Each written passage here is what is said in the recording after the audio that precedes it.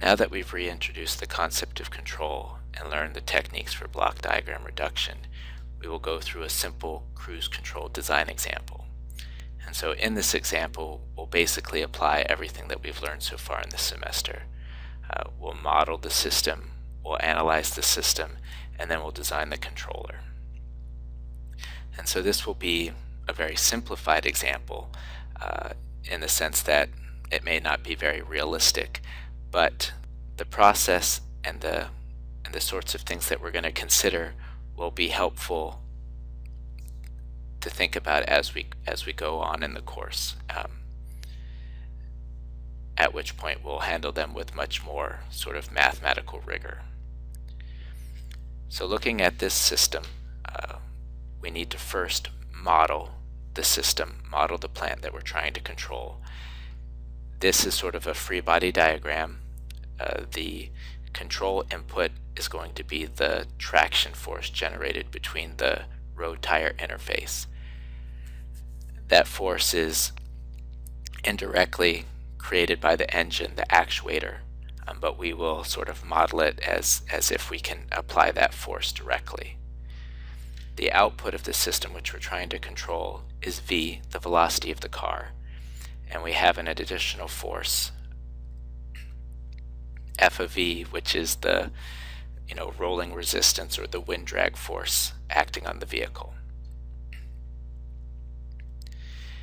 In order to generate a mathematical model, a differential equation model, we can apply Newton's second law, sum of the forces equals mass times acceleration.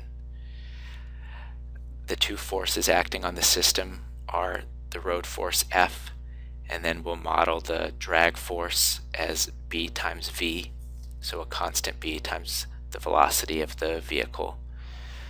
F is in the direction of positive velocity, the drag force is in the direction of negative velocity, and those forces sum to equal ma, mass times acceleration, where acceleration is the first time derivative of velocity.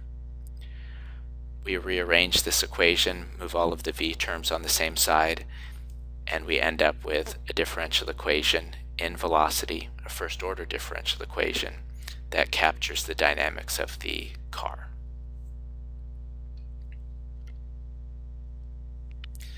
In general, when we do our controller design, we will mostly work with transfer functions.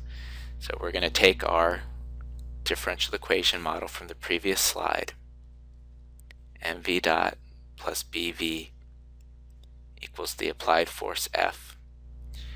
And to generate the transfer function, we'll take the Laplace transform, assuming zero initial conditions. This v dot, that derivative will become multiplication by s, so this will become s times v of s. This v of t will just become v of s, where b is a constant, and this time function of force f of t will become f of s. So applying the Laplace transform, we get that expression. We then rearrange it into the form of output over input, where v, the velocity, is the output, and f, the traction force, is the input. So we can factor out v of s from both terms on the left. We can divide the f to the left-hand side, leaving us a 1, and then we can take the expression that's left when we factor out the v ms plus b and divide that to the right. And that gives us our transfer function for the system. Inspection of this shows that we have a first order system. That is, we have a transfer function with a single pole. And so what we want to do is we want to rearrange it into our standard canonical first order form, where we have a constant k in the numerator, then we have tau s plus 1 in the denominator. So in order to make that true, we need this term to be equal to 1. And we can achieve that by dividing through the numerator and the denominator by b, and it gives us that form. So this is now in our standard form, where this is our k, and this is our tau. DC gain is 1 over b, and our time constant is m over b. If we attempt to analyze this system and try and get a sense of how those parameters affect the time response of the system, we can look at the response to a certain standard input like a step input. So we consider that the traction force is applied in a step. We slam on the accelerator and the force is generated almost instantaneously, and the corresponding velocity of the vehicle responds in this manner. And even if this step input isn't very realistic, if we can't really generate such a traction force in that manner, it's still illustrative in the sense that we can still get a sense of the steady state behavior of the system and the speed of response of the system by looking at its step response. So in particular, the DC gain gives us an indication of the steady state behavior of the system, and we can see that it depends on the drag coefficient of the vehicle, and then the speed of the response of the system is indicated by the time constant, and we can see how that's affected by the mass of the vehicle as well as the drag constant of the vehicle. So this is sort of the open loop response or uncontrolled behavior of the system. This response, it turns out, is stable, which is good. When we slam on the accelerator, the velocity of the vehicle does not go, unstable, grow unbounded.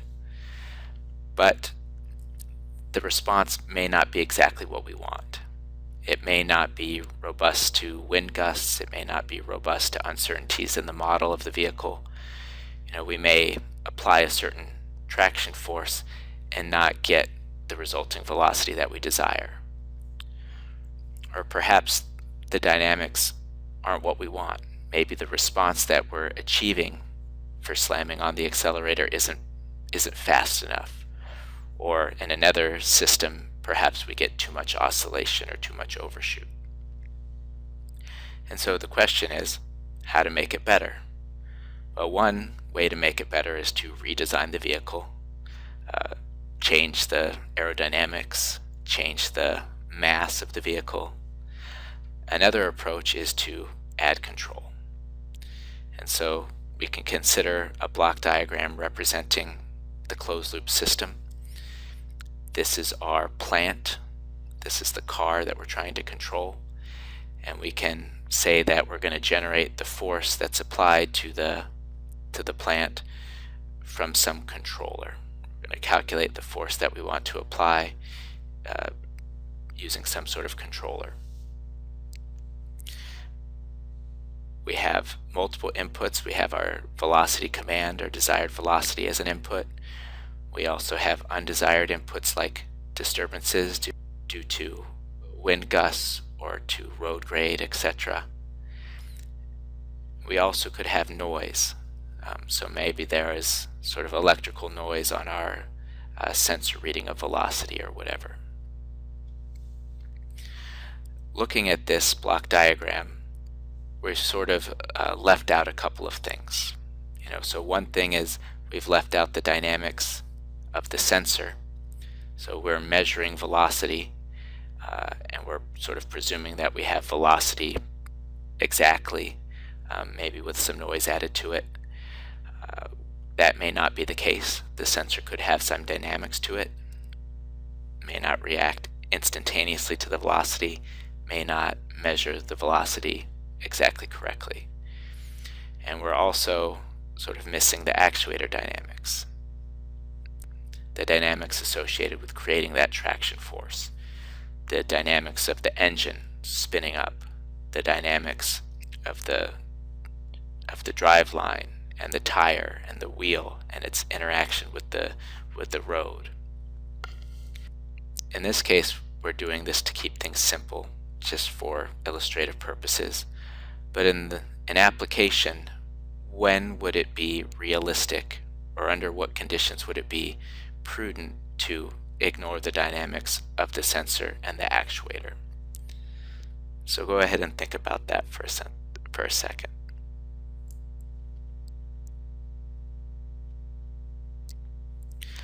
So in general, we are able to neglect dynamics or treat them as static when the dynamics are very fast compared to other elements of the system. So if, for example, the sensor dynamics and the actuator dynamics are very fast compared to the car dynamics, compared to the pole due to this plant, then it would be realistic to treat them as just static. Real quickly, looking at this, the controller that we've implemented or that we've depicted here is just a simple gain K. It's just a constant. This is called a proportional control law. So the traction force being generated is equal to the velocity error times some constant. And so the idea is that the control effort that's applied is proportional to the error. Small error will generate a small force application. A large error will generate a large force application. We would now like to design the controller, that is, choose K, in order to give us the desired behavior. And so the way that we determine K is to look at the closed loop transfer function and see what the effect of K is on the closed loop dynamics. Recall that this system is basically a feedback system, a negative feedback system. We'll look at the response of the velocity output for a reference input, and we'll go ahead and ignore the disturbance and the noise for now. If we look at this, we have a negative feedback system. In the forward path, we have K in series with 1 divided by ms plus b, so this becomes our forward. If we look at the loop, all we have again is K and 1 over ms plus b. There's nothing in the feedback path. So we can almost consider this as if we have just a unity gain in the feedback path. This is called unity feedback. And so if we consider our loop, we have K in series with 1 over ms plus b in series with 1. And the product of these is exactly equal to the forward path. Therefore, the closed loop transfer function, by applying forward over 1 plus loop, we have a forward path K divided by ms plus b over 1 plus loop, where the loop is also K divided by ms plus b. In order to clean this up, we want to clear out the fraction, so we multiply on the top and the bottom by ms plus b in order to clear that out. When we do that, we cancel the ms plus b here. We end up with a numerator of K. We cancel the ms plus b, so we're left with just a K here. And then when we distribute the ms plus b times the 1, we get this term here. And so just like the open loop transfer function, just like the plant transfer function, the closed loop transfer function is also a first order system. We have a single pole. Rearranging it into the form of the standard canonical system, we need to have a 1 here. So we divide through by the sum b plus k on the top and the bottom. That gives us a numerator equal to this and a constant times s plus 1. This is our DC gain, this is our time constant. And so immediately we can see the effect of our controller and the control gain on the behavior of the closed loop system. And this gives us some sense of how to pick K, how to pick our control gain. So looking at this, it appears that increasing K gives us better performance. So if we make K large, or as we make K large, this K will sort of dwarf the B, and we'll get something that's approaching K divided by K. So as we make K large, the DC gain approaches 1. Here, in terms of the time constant, as we increase K, presuming M remains constant and B remains constant, we have a finite value divided by something that's growing large, and so the whole thing approaches 0. So the DC gain approaches 1, the time constant approaches 0. We can also see this by looking at how the pole moves. So this is the pole of the closed loop transfer function. As we increase k, we move it to the left.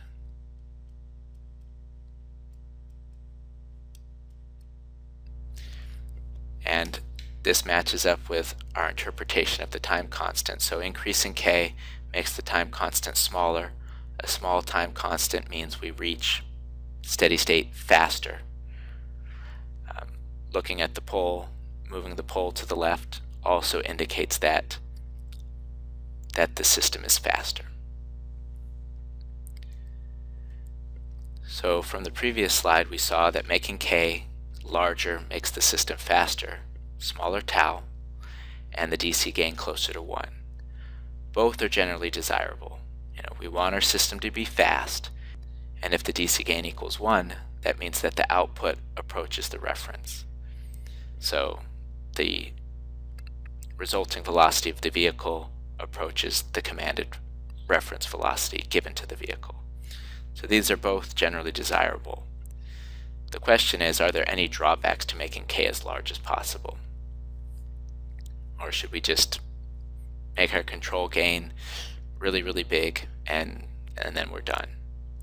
So go ahead and take a second and think about if you can imagine if there are any disadvantages to making k large.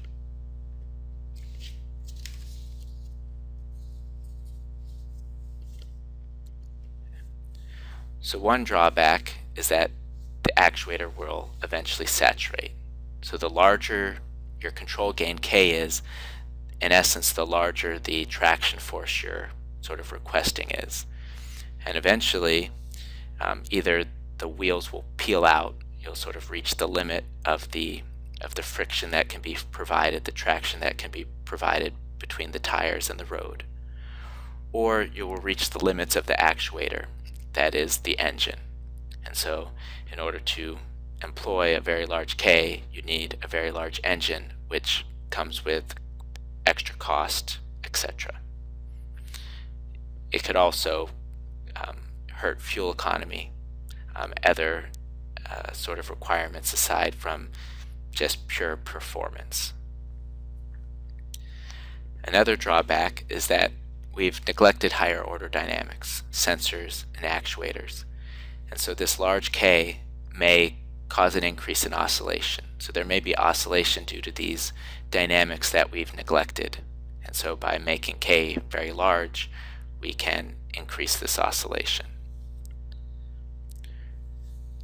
Large K can also amplify unwanted inputs.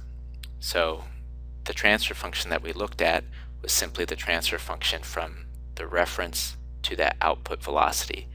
We didn't consider what the effect of K would be on the system's response to a disturbance or the system's response to noise. So let's go ahead and take a look at how the system responds to a noise input.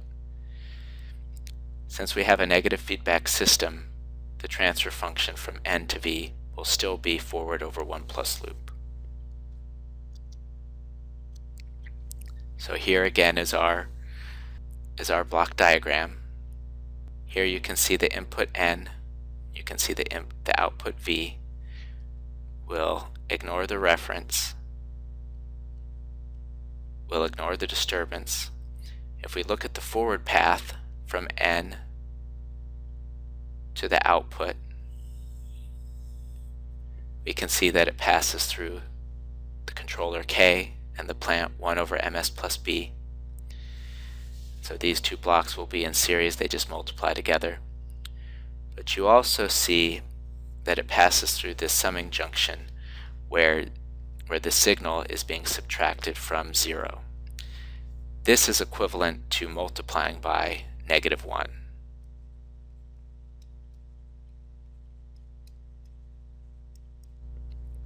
Therefore, the forward path will be K times 1 over ms plus b, but also with a negative sign due to this. If we look at the loop is the same as what we had when we were looking at the response or the transfer function for a reference input. We just have a k, we just have 1 over ms plus b, and it's as if we have a unity gain in the feedback path. So the loop is just equal to k over ms plus b.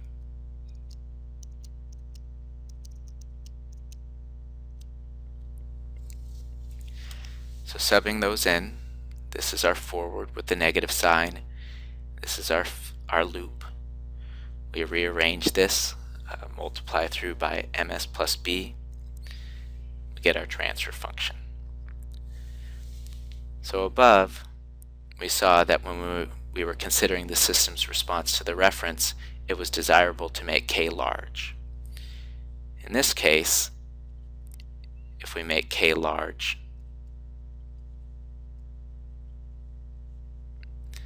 this transfer function approaches -1. So this k gets larger and larger. These two quantities, the b and the m, stay the same. And so this k will sort of dwarf these terms, and the magnitude of this will approach -k divided by k, which is -1. This would be undesirable. In essence, the effect of the noise on the velocity is equal to -1. So the noise goes straight into the velocity without any sort of attenuation. In general, you wouldn't want that. You don't want the system, the vehicle's velocity, to react to noise. You want it to be robust to noise. So here again is another drawback of employing a large k. So now the question is, can we do any better by trying a more complicated controller than just a simple proportional controller? And the answer, of course, is yes. And we will spend the remainder of this semester sort of examining the different ways that we can design controllers to balance all of these sort of competing goals. One thing that we can do is, instead of applying just a simple proportional controller where the control was proportional to the error, we can use a PID controller where we add terms for the integral of the error and also the derivative of the error. So if this is our controller transfer function, the input would be error. We'd multiply it by some constant, kp, for the proportional control. We could integrate the error, represented by multiplication by 1 over s, multiply that by a gain to give us some proportionality to the integral of the error, and we can also differentiate the error as represented by multiplication by s and make it proportional via some gain k sub d. Each term of the PID controller changes the system performance in a different way, and this is the next thing that we will examine in the course. So that brings us to the conclusion of Module 13. In this module, we learned how to perform block diagram reduction, to take a complicated block diagram and reduce it down to a single transfer function for a single input and a single output. One approach that we learned was to employ block diagram algebra, and a second approach that we learned was to memorize a set of rules for certain standard structures, feedback loops, blocks in parallel, blocks in series, and apply those rules to reduce a complicated block diagram into a simpler block diagram. We also introduced how to design a controller. We reviewed the structure of an open loop controller, where we talked about how we design open loop control by inverting the plant. We talked about what the advantages and disadvantages are. Then we looked at a closed loop controller. In particular, we looked at an extensive example where we designed a closed loop controller for a cruise control system. We talked about the advantages and disadvantages of this sort of architecture, and we showed how we could examine the closed loop transfer function to determine the effect of a control gain on the performance of the closed-loop system, i.e. the poles of the closed-loop system. We also discussed how to analyze a system with multiple inputs, how to assess the effect of a reference input, as well as undesired inputs such as disturbances and noise. In particular, we applied the property of superposition.